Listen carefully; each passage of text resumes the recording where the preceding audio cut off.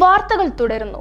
Mavelikkara block panchayat, സംസ്ഥാന യുവജനക്ഷേമ board എന്നിവയുടെ ആഭിമുഖ്യത്തിൽ കേരളോത്സവം 2024 തുടക്കമായി. ഫിഷറീസ് സാംസ്കാരിക മന്ത്രി സജി ചെറിയാൻ ഉദ്ഘാടനം നിർവഹിച്ചു. സാംസ്കാരിക ഘോഷയാത്രയോടെയാണ് ചടങ്ങുകൾക്ക് തുടക്കമായത്. മാവേലിക്കര ബ്ലോക്ക് പഞ്ചായത്ത്, സംസ്ഥാന യുവജനക്ഷേമ ബോർഡ് എന്നിവയുടെ ആഭിമുഖ്യത്തിൽ കേരളോത്സവം 2024 തുടക്കമായി. ബുദ്ധ ജംഗ്ഷനിൽ നിന്നും സാംസ്കാരിക ഘോഷയാത്രയോടെയാണ് ചടങ്ങുകൾക്ക് തുടക്കമായത്.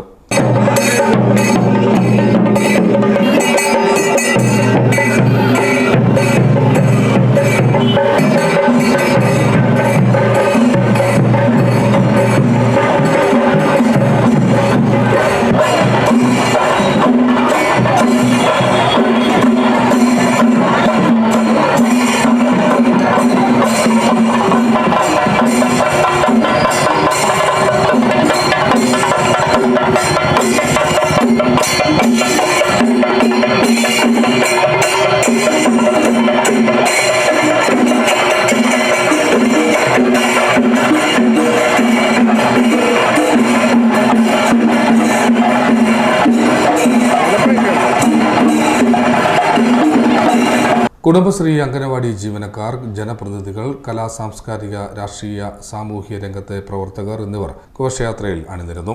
കേരളീയ വേഷവിധാനധാരികളായ വനിതകൾ ഘോഷയാത്രയെ മിഴിവിട്ടതാക്കി. കർഷക തൊഴിലാളികൾ, രാഷ്ട്രീയ നേതാക്കൾ, കലാരൂപങ്ങൾ, തെയ്യം, കഥകളി, തിറ, ഒപ്പന, കോൽക്കളി, തിരുവാതിര എന്നീ ദൃശ്യങ്ങളും ഘോഷയാത്രയിൽ അണിനിരത്തിയിരുന്നു. നൂറുകണക്കിന് വനിതകളാണ് സാംസ്കാരിക ഘോഷയാത്രയിൽ പങ്കെടുത്തത്. മുത്തുക്കുടകൾ, ചെണ്ടമേളം എന്നിവ ഘോഷയാത്രയ്ക്ക് മാറ്റേകി.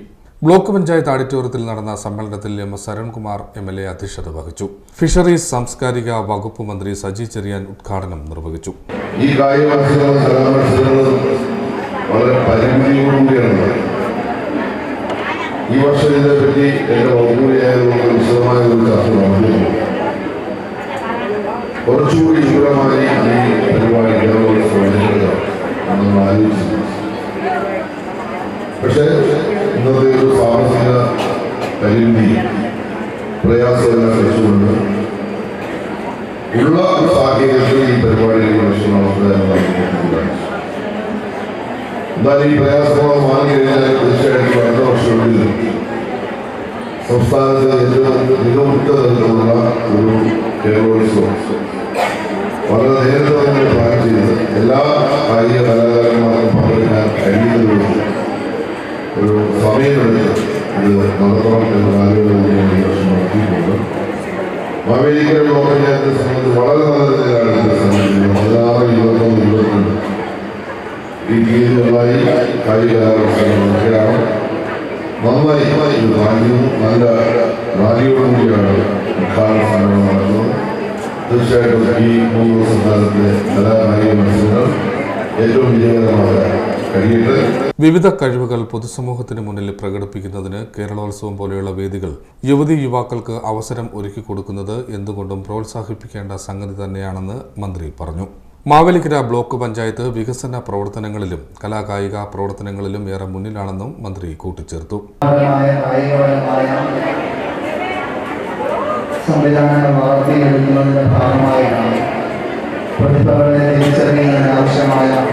നിരന്തരമായ ഇടപെടലുകളാണ് ഈ കേരളോത്സവം കൊണ്ട്